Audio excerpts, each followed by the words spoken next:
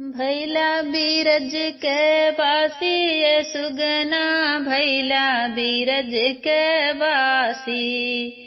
भैला बीरज के बासी ये सुगना, भैला बीरज के बासी।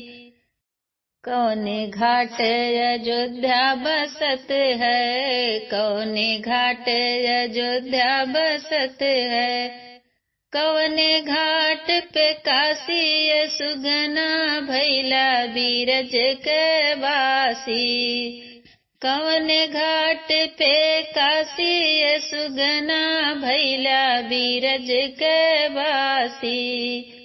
भैला बीरज के बासी ये सुगना, भैला बीरज के बासी। सरजू घाट पे अयोध्या बसत है, सरजू घाट पे अयोध्या बसत है। गंगा घाट पे काशी ये सुगना, भैला बीरज के बासी। गंगा घाट पे काशी ये सुगना, भैला बीरज के बासी।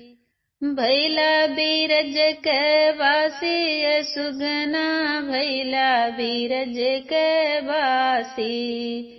काऊ करन के बसी अयोध्या, काऊ करन के बसी अयोध्या।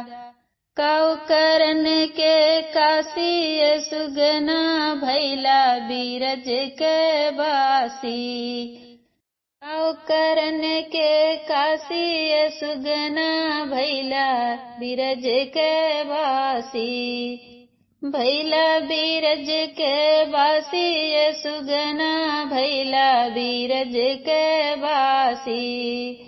धर्म करन के बसी अयोध्या, धर्म करन के बसी अयोध्या।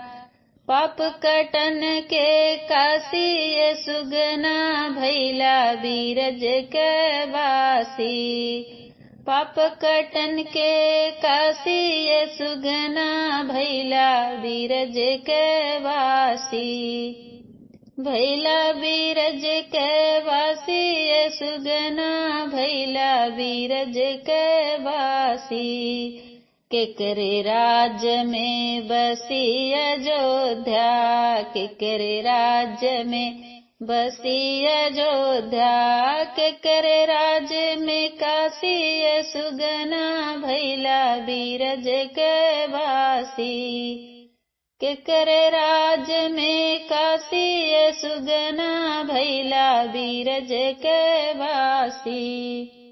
भैला बीरज के बासी ये सुगना, भैला बीरज के बासी। राम राज में बसी अयोध्या, राम राज में बसी अयोध्या। शंभु राज में काशी ये सुगना, भैला बीरज के बासी। शंभु राज में काशी ये सुगना, भैला बीरज के बासी। भैला बीरज के बासी ये सुगना, भैला बीरज के बासी।